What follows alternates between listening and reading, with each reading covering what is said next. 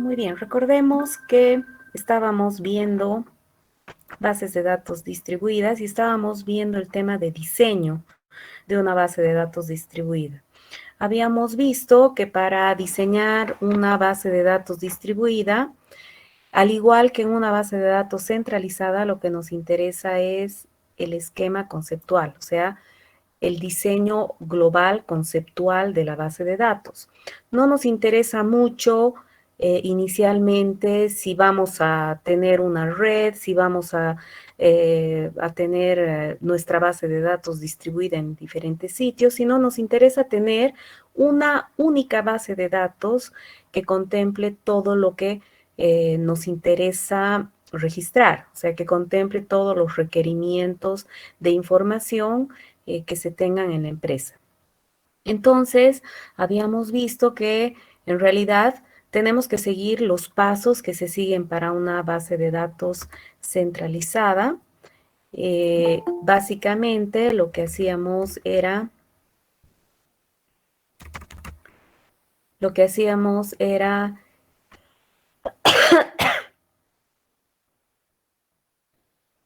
capturar los requerimientos de información, hacíamos el modelo semántico y luego lo pasábamos a tablas, pero estas tablas no llegaban al detalle de qué tipo de datos exactamente vamos a usar de acuerdo al gestor, sino hablábamos de tablas de manera general sin preocuparnos en el detalle de la tecnología computadora que vayamos a utilizar, ¿no? Es a nivel lógico.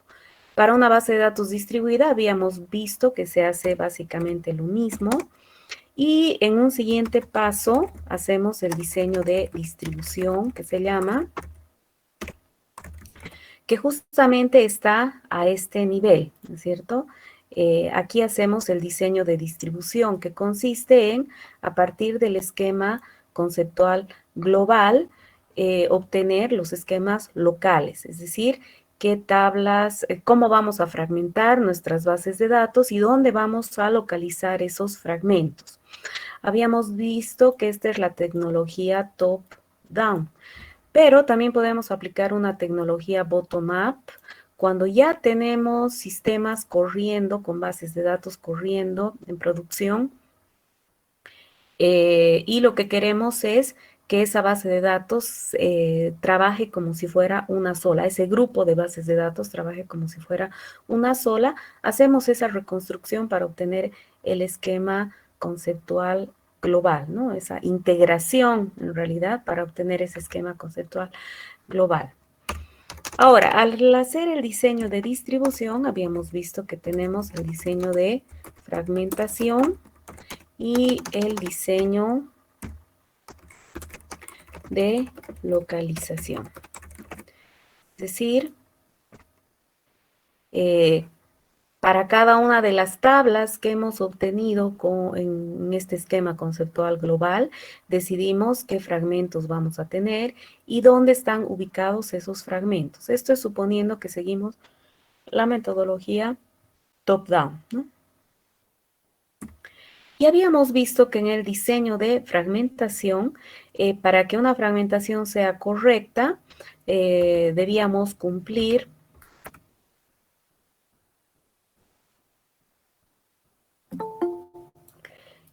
tres propiedades, ¿no es cierto?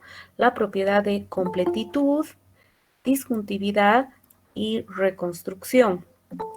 Entonces, la propiedad de completitud dice, vamos a recordar directo en un ejemplo mejor, aquí tenemos un ejemplo de fragmentación, ¿no?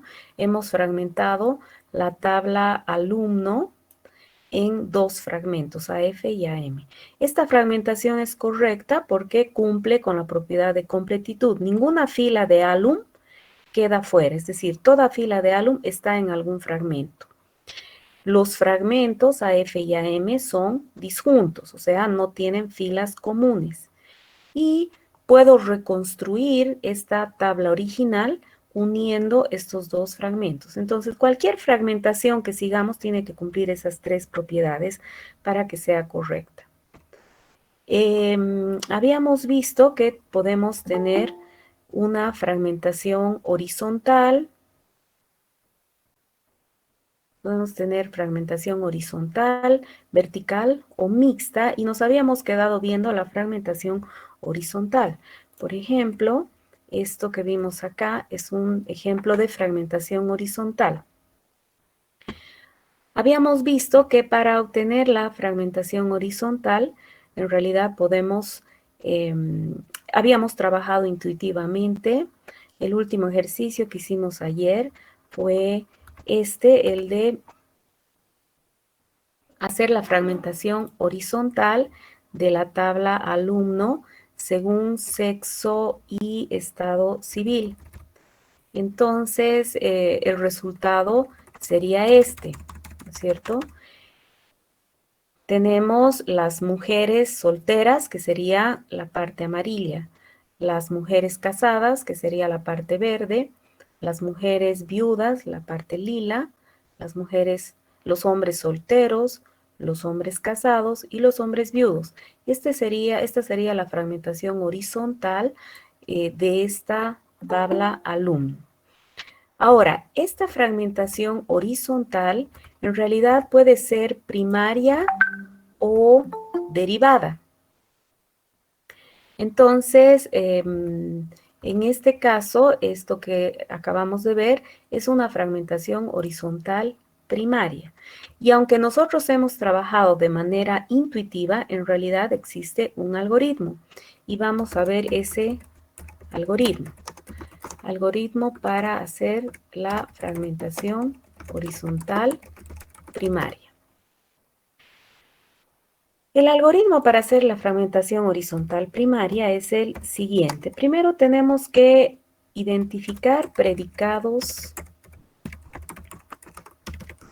relevantes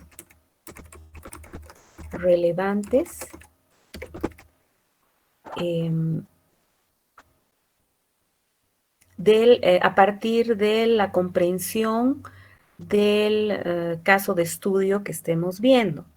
Entonces, para que se entienda, vamos a ver directo aquí con un ejemplo. En este caso,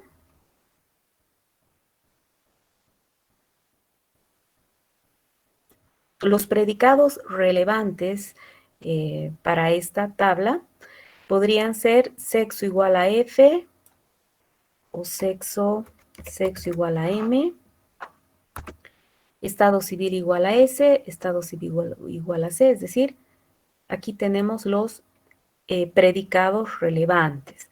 Aquí vemos que los predicados relevantes se caracterizan porque son simples, es decir, solamente trabajan con un atributo, ¿no? Aquí tenemos las condiciones sueltas, solo con un atributo.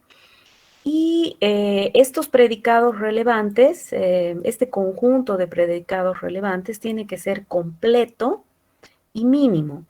Cuando decimos completo nos estamos refiriendo a que debe comprender todos los casos. Por ejemplo, si yo borrara este conjunto de predicados relevantes ya no sería completo porque no estaría contemplando todos los posibles casos de estado civil. Entonces, a la hora de definir mis predicados relevantes, necesito que para cada atributo se contemplen todos los posibles casos. Un predicado relevante válido también sería, por ejemplo, que ponga estado civil igual a S y estado civil diferente de S, digamos, ¿no? Es otra opción. O sea, podría ser así. Y esto también estaría bien. Son predicados relevantes. Este conjunto es completo porque contempla todos los posibles casos. Todos los posibles casos de estado civil, todos los posibles casos de sexo, ¿no? Entonces hay diferentes alternativas de predicados relevantes. Nosotros vamos a dejarlo como estaba hace un rato. Estado civil igual casado, para que se parezca al ejemplo que tenemos acá. Y estado civil igual view.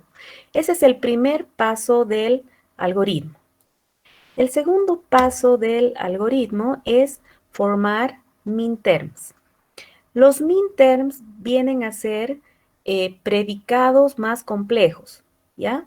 Predicados conformados por la combinación de todos los predicados relevantes que tengamos acá. Entonces, los minterms van a estar formados por todas las combinaciones de los predicados relevantes que habíamos definido antes.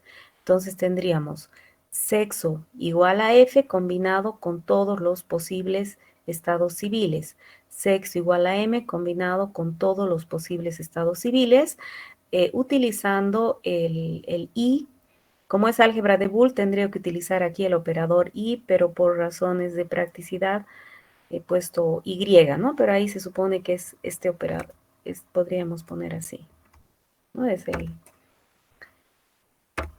el I del álgebra de Boole, siendo estrictos. Entonces, esos vendrían a ser los minterms.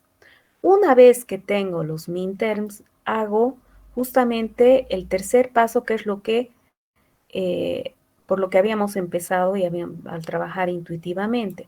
Voy a obtener los fragmentos aplicando la operación selección con cada uno de los minterms. Y entonces eso me va a dar todos los posibles, todos los fragmentos, ¿no? Siguiendo esta estrategia, vemos que vamos a tener una fragmentación correcta, porque los fragmentos van a ser mutuamente excluyentes y cada una de las filas van a estar en algún fragmento, porque hemos tenido cuidado de que a la hora de elegir nuestros predicados se contemplen todas las posibilidades. Y a la hora de definir nuestros minterms, al usar este operador y, vamos a asegurar justamente que se cumpla la propiedad de disjuntividad. Entonces, la propiedad de completitud la vamos a lograr siendo exhaustivos a la hora de elegir nuestros predicados relevantes, y la propiedad de disjuntividad la vamos a lograr utilizando este operador y. Si usáramos o, por ejemplo, ya no cumpliría con la propiedad de disjuntividad, ¿no? Entonces, siguiendo esos pasos, podemos tener la seguridad de que estos nuestros fragmentos van a ser correctos. Además, sabemos que vamos a poder reconstruirlos aplicando la operación unión. Y en el cuarto paso, si se da el caso, lo que vamos a hacer es eliminar fragmentos sin significado. ¿Eso qué quiere decir? Vamos a eliminar fragmentos que sabemos que siempre van a ser vacíos, que no van a tener tuplas o filas. Por ejemplo, si digamos nosotros en la universidad, es un ejemplo nada real, pero sí didáctico, por eso es que se los planteo. Supongamos que en la universidad no se quieren, no se aceptan mujeres, perdón, no se aceptan personas casadas, digamos. Entonces, se supone que nunca vamos a tener filas que cumplan con la condición FC ni MC. No vamos a tener nunca esos casos porque no existe la posibilidad de tener ese tipo de alumnos, ¿no? No es nada real, pero sirve como ejemplo. Si es que yo sé que nunca se van a dar esos casos, entonces puedo eliminar estos fragmentos, ¿no? Porque son fragmentos que siempre van a ser vacíos, entonces está de más tenerlos. A eso nos referimos con esto, ¿sí? Algo más real podría ser, digamos, si estamos trabajando con pesos, sabemos que ningún cuerpo tiene peso negativo. Entonces, un fragmento significado sería, digamos, estamos trabajando con productos.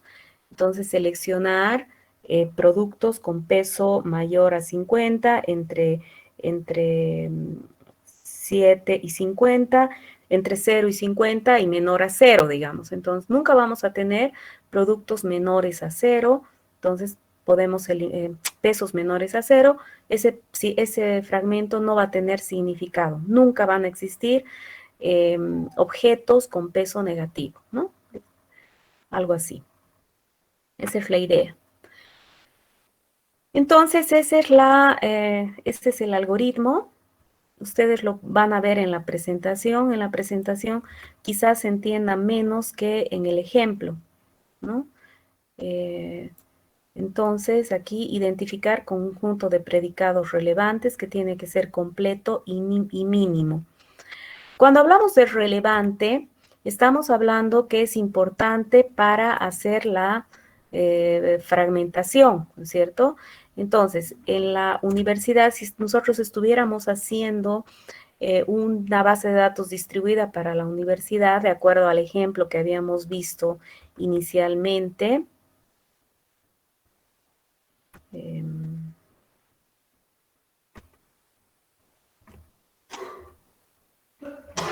¿se acuerdan? Para nuestro ejemplo, estamos diseñando esta base de datos, alumno, materia, nota, y hemos llegado a este estado, digamos, tenemos 3 tablas, y ahora estamos haciendo la fase del diseño de distribución. Entonces, tenemos que elegir predicados relevantes. Sexo igual a F, sexo diferente de F, no es un predicado relevante para este diseño, porque a nosotros no nos interesa el sexo, sí nos interesa la facultad. Entonces, ahí puedo tener mis predicados relevantes. Alumnos que pertenecen a la facultad del IPU, de la Central, Medicina, entonces seguramente voy a tener un atributo en alumno que va a ser facultad. Y entonces voy a fragmentar de acuerdo a eso, ¿no? A eso nos referimos con relevante.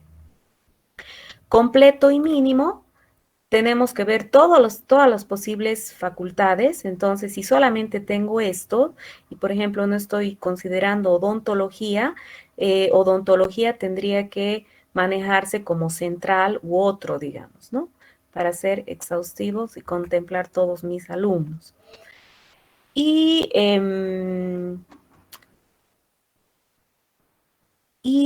mínimo, me estoy refiriendo a justamente a la hora de combinar las expresiones lógicas, voy a utilizar un y para que sean mutuamente excluyentes estos nuestros fragmentos, ¿no? Los minterms, que sería hacer un y fíjense que aquí estoy hablando de P y asterisco, para justamente indicar que estos nuestros predicados relevantes con los que habíamos empezado podrían ser de esta forma o podría tener, por ejemplo, como vimos hace un rato, aquí diferente de S, ¿no? Si uno es S, el otro es diferente de S. Entonces, podría tener ese tipo de predicados relevantes. O incluso podría tener predicados relevantes que utilicen rangos, ¿no? Que si estamos con números, que por ejemplo la calificación esté entre 0 y tal, entre tanto y tanto, ¿no? En rangos de valores. Y luego obtenemos los fragmentos utilizando la operación sigma con los minterms y eliminamos los fragmentos sin significado. Ustedes pueden ver ya con más detalle los ejemplos. Aquí en la presentación tenemos un ejemplo donde les pongo todas las posibilidades, ¿ya? Y pueden hacer estos ejercicios también. Este ejercicio lo pueden hacer, no está la solución aquí, pero como práctica. Y ahora vamos a ver justamente el ejercicio que les había dado al inicio de la clase, que les había pedido que hagan, que tiene que ver con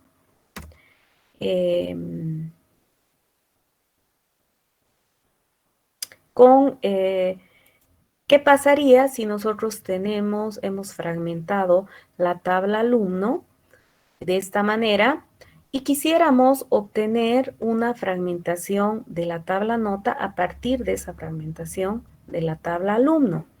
Lo coherente es que si yo he fragmentado alumno en mujeres y hombres, porque es relevante para mi diseño, lo lógico es que todas las tablas que están en relación con esta tabla alumno también puedan ser fragmentadas. Porque si yo voy a ubicar mis datos en los diferentes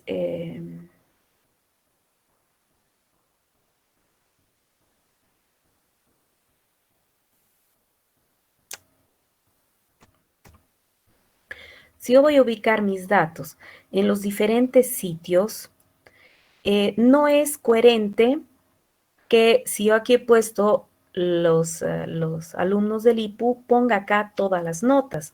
Posiblemente me convenga colocar también aquí las notas de los alumnos del IPU, ¿no es cierto? Entonces, esta fragmentación de notas en realidad va a depender de la fragmentación de alumnos. ¿Por qué? Porque existe una dependencia de la tabla notas a alumno. Es decir, las notas en realidad pertenecen a los alumnos. Entonces, cada fila que tenemos acá pertenece a algún alumno. En otras palabras, nosotros acá tenemos como clave principal CI y en realidad acá CI es una clave ajena que está haciendo referencia a alumnos. En esta situación, esta relación, esta tabla sería una relación dueño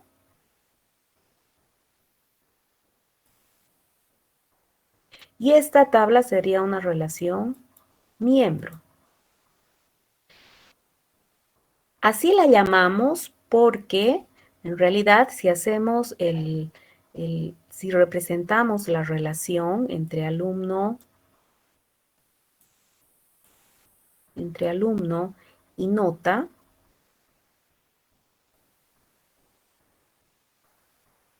vemos que existe una relación 1N.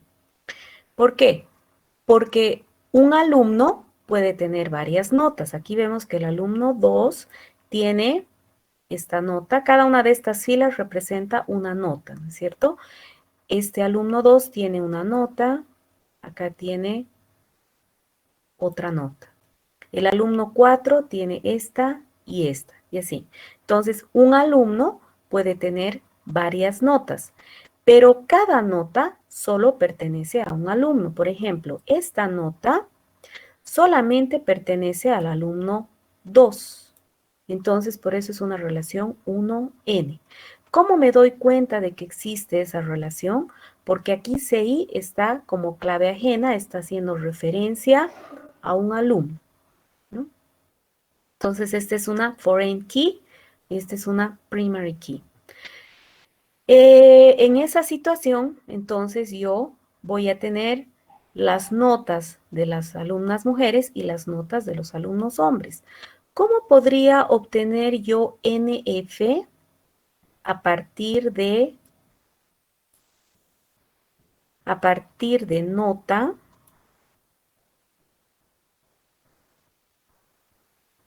y mi fragmento, que serían las alumnas de sexo femenino? ¿Qué operación podría aplicar yo para obtener las notas de las mujeres a partir de nota y el fragmento AF? A ver, ¿quién me dice? Mientras tanto voy a escribir el otro. Si quieren me dicen en voz alta o si quieren me lo escriben en el chat. ¿Qué operación podríamos aplicar?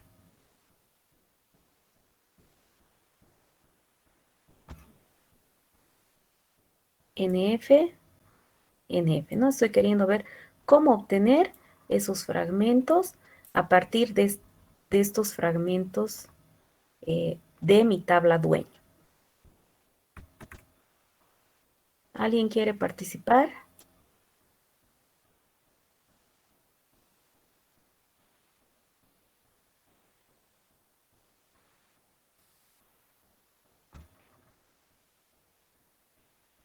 Si quieren les hago recuerdo de las operaciones del álgebra relacional. Para obtener en realidad NF, yo tengo que utilizar la operación semi-join.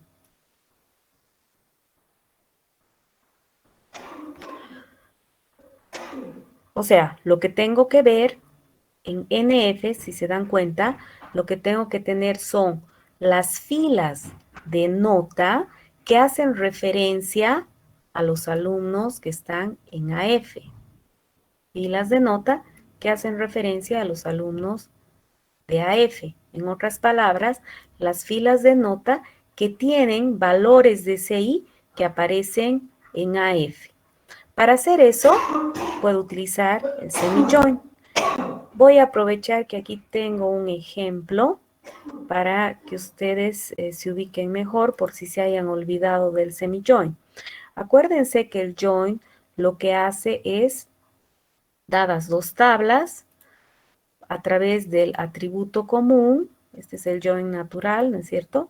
A través del atributo común, en este caso X, lo que hace es, estamos viendo esta operación, A join B, lo que hace es, coloca el atributo común una sola vez y el resto de los atributos a continuación.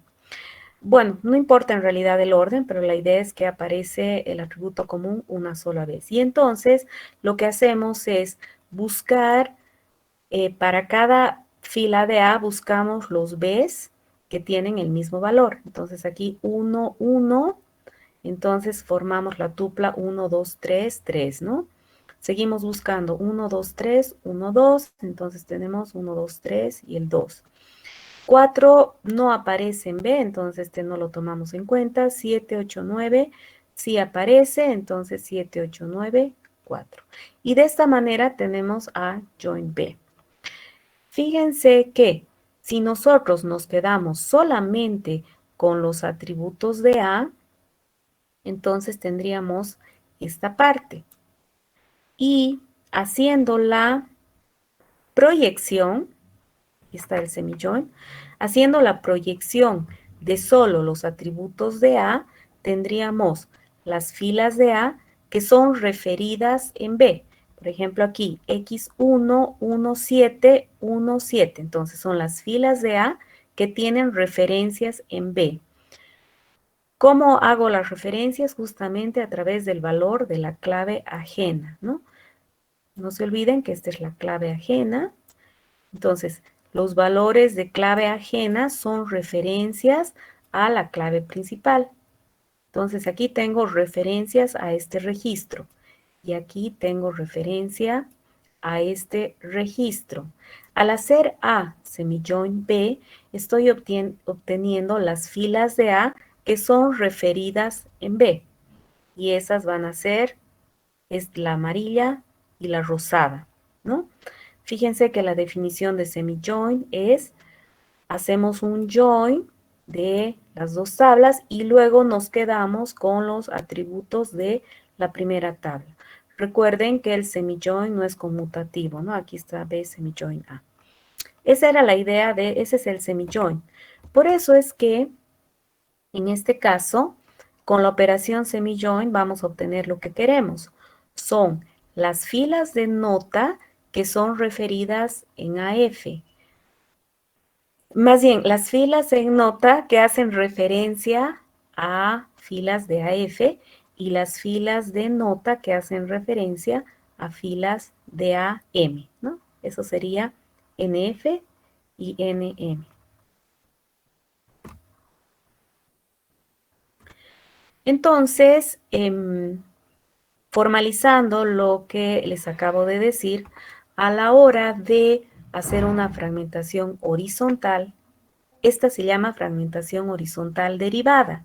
¿Por qué se llama fragmentación horizontal derivada?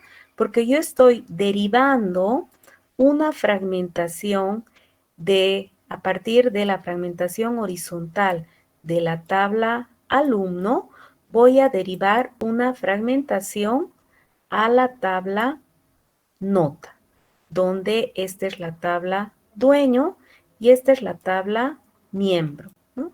Por eso se llama derivada. Estamos derivando a partir de la fragmentación horizontal de otra tabla. Para poder hacer esa fragmentación horizontal derivada, la condición es que exista una relación 1n entre una tabla dueño y una tabla miembro. ¿Cómo sé que existe esa relación 1n? Porque tengo una clave ajena en la tabla miembro que hace referencia a valores de una clave principal en la tabla dueño. Si es que la tabla dueño tiene una fragmentación horizontal, como es el caso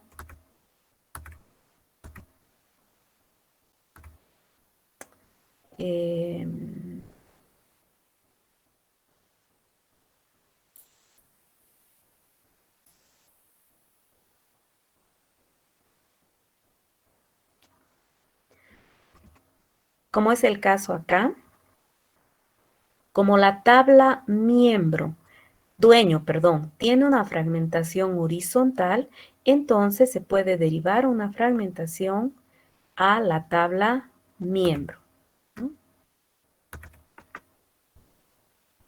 Eso es lo que estamos diciendo aquí. Cuando existe una tabla fragmentada horizontalmente, D, y esta tiene un vínculo con otra tabla miembro, el vínculo es a través de la clave ajena, entonces se deriva una fragmentación a esa tabla vinculada, a la tabla miembro. ¿Cómo se obtiene esa fragmentación? Justamente aplicando la operación semi-join. Se hace la tabla miembro, semi-join, la tabla dueño. ¿Qué es esto? La tabla miembro, semi-join, cada uno de los fragmentos de la tabla miembro. ¿Cuántos fragmentos voy a tener en la tabla miembro? Tantos como fragmentos haya tenido en la tabla dueño.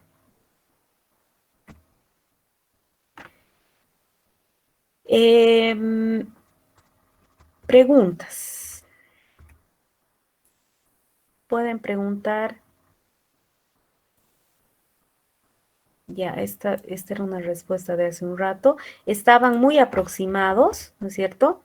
Pero si solo hacemos, el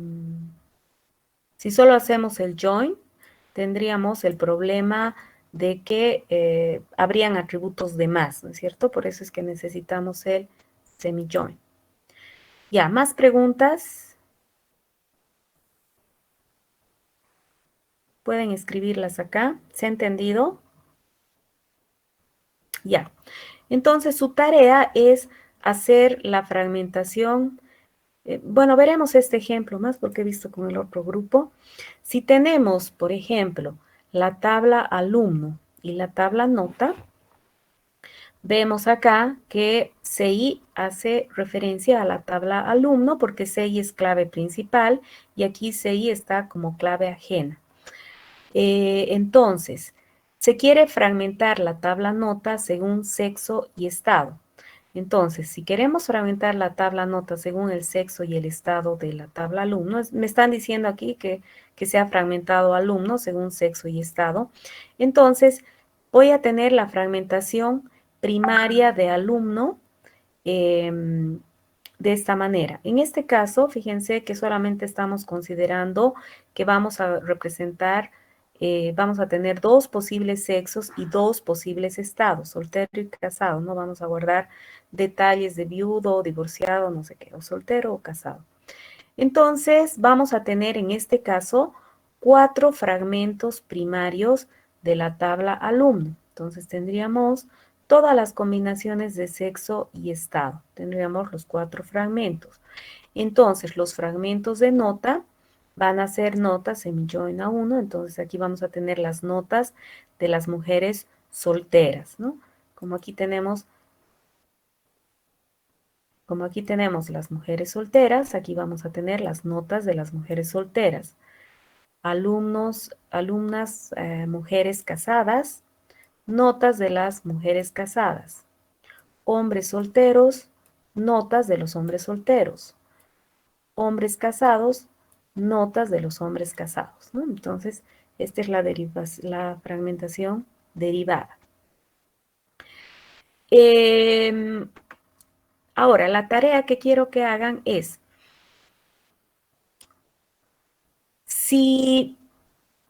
¿cómo podríamos demostrar que la fragmentación derivada es correcta? Aquí está el algoritmo de fragmentación derivada.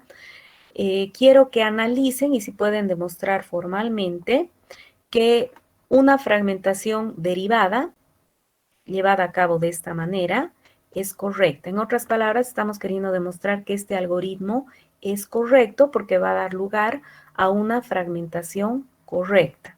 Entonces tendrían que analizar si se cumpliría con la propiedad de completitud. Entonces pueden pensar, si vemos este ejemplo, decir, suponiendo que podrían demostrar por contradicción, suponiendo que no cumpliera con completitud, habría una fila de nota que no está en ningún fragmento. Si eso ocurriera, querría decir que esta nuestra fragmentación no es completa, lo que sería una contradicción porque estamos partiendo de una fragmentación primaria correcta, ¿no? Entonces, esa sería una forma de demostrar. Para demostrar la propiedad de disjuntividad, tendrían, si siguen el método por contradicción, podrían suponer que hay una de estas filas que está en más de un fragmento. Por ejemplo, esta primera fila, 2M180, si estuviera también en NM.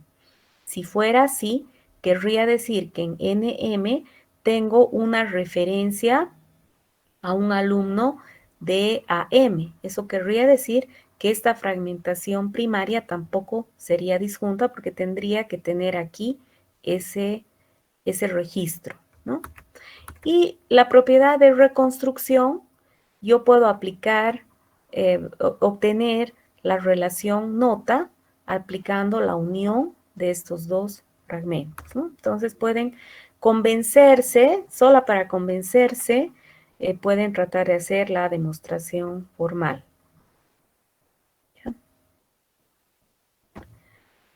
Y listo. Preguntas. Uy, ya es tarde. Ya, chicos, vamos a quedar. Si es que hay alguna pregunta,